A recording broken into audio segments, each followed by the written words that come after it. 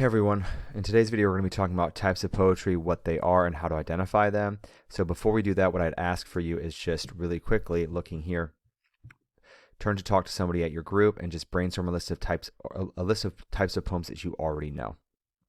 Now moving on, poetic form, the poem's physical structure. So we've kind of already talked about poetic structure, but form is what the poem looks like and how it sounds. So each poem is going to have a different look, a different feel.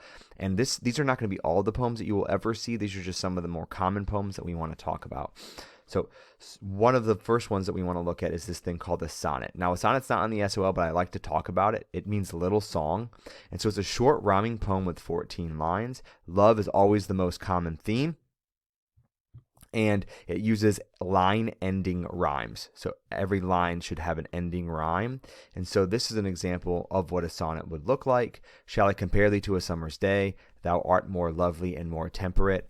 Rough winds do shake the darling buds of May, etc., etc., etc. I'm not going to read the entire sonnet. The one thing that is important is you'll notice that it goes every other thing. Day, 8, May, 8, shines, dimmed, clines, trimmed, fade, oust, shade, groused.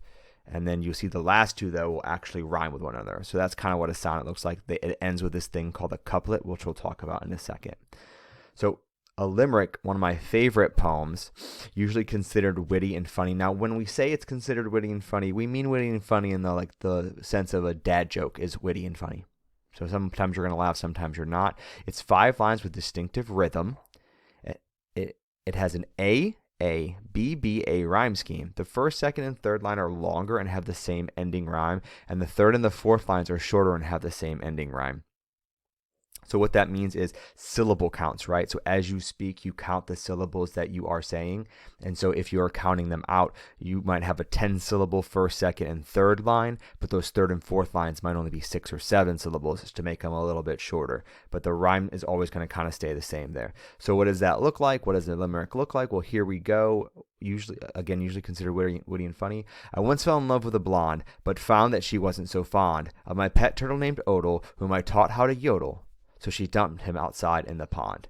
Again, no laughs allowed, but you can see it's not dark, it's not serious, it's trying to make you smile or trying to be playful. That's what it means when it's trying to be witty and funny. Oh, really quickly, we see it follows the AABB rhyme scheme. So blonde and fawn rhyme, odel and yodel rhyme, and then pond, of course, rhymes with our first 2 lines. Everyone's favorite poem, haiku, comes from Japan, usually about nature, but doesn't have to be about nature. Let's get some snow haikus so we can get some snow. First line has 5 syllables, second line has 7 syllables, and the third line has 5 syllables. There is no rhyme scheme, it should never rhyme, and there is no meter. It doesn't follow any specific rhythm count like the last poem did. So here's a famous haiku. The Old Pond by Matsuo Basho. An old silent pond. A frog jumps into the pond. Splash. Silence again. Notice it follows 5, 7, 5, and then it's only 3 lines. Now, our next poem is a narrative poem, root word meaning narr, or to tell a story, kind of like a narrator in a story. Poems that tell a story, therefore it has a setting, it has a plot, it has characters, and it has theme. It uses figurative language and other poetic elements like rhyme and rhythm and repetition, etc. Narrative poems are longer poems, but they do tell a story. I think I provided you with Casey at the Bat. I'm not going to require you to read that right now. It's just there for you. Now, ballads are a type of poem that is usually set to music. Narrative poems consist of stanzas that contain quatrains, or quattro, thinking 4. So 4 lines that rhyme with a rhyme scheme. That's what ballads usually have.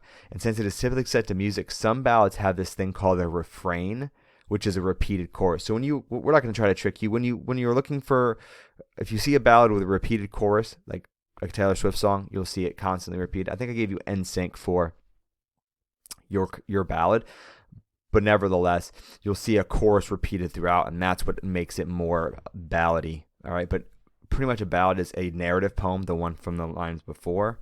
I can't go back that quickly, but it's a narrative poem, but set to music. All right. Love songs could be considered ballads as well. So free verse poem, more modern type of poetry, type of poem that does not rhyme, it does not have meter. It reads like someone is having a conversation with you. I think I gave you one of my favorite free verse poems, The Red Wheelbarrow by William Carlos Williams, if I compare you to The Red Wheelbarrow. Now, with those poems, you'll notice it doesn't follow any specific pattern. And so this is why I can safely tell you that anyone can be a poet. Just mess around with the structure, mess around with how you want to write it, and you can make your own poem very quickly, very easily. It never has to rhyme if you don't want it to be, but you can write yourself a poem. Now, couplets, kind of already mentioned them, can be its own poem or part of a larger poem. It is always going to be part of a sonnet. 2 lines put together to form a stanza. Usually the last words in each line rhyme, actually almost always. This allows the poet to emphasize meaning throughout word choice and creates a rhythm. So if you see 2 lines of poetry rhyming at the end, they are known as couplets. Okay? Couplet meaning 2, couple. Think about this, y'all. We've been doing so much morphology. Couple means 2, and then quatrain means 4. So just remember that when we're looking at poetry. Our last one that we're going to talk about, you're going to play around with today, is a cinquain. It usually uses a lot of adjectives to describe a topic. So when you write a cinquain, it is 5 lines, hence cinquain, based on syllables. So the first line, this is me wanting you to play with syllables and understanding syllables. So your first line is going to have 2, second line 4, third line 6, fourth line 8, and fifth line 2. All right, and it needs to be about a topic. So looking here, you have 5 quests already in your notes. You're just going to go through those and work through them for me, all right? And that is types of poetry, and that should prepare us for our test that is coming next week. All right, everybody, thank you again for watching my video, and let me know if you have any questions. Bye.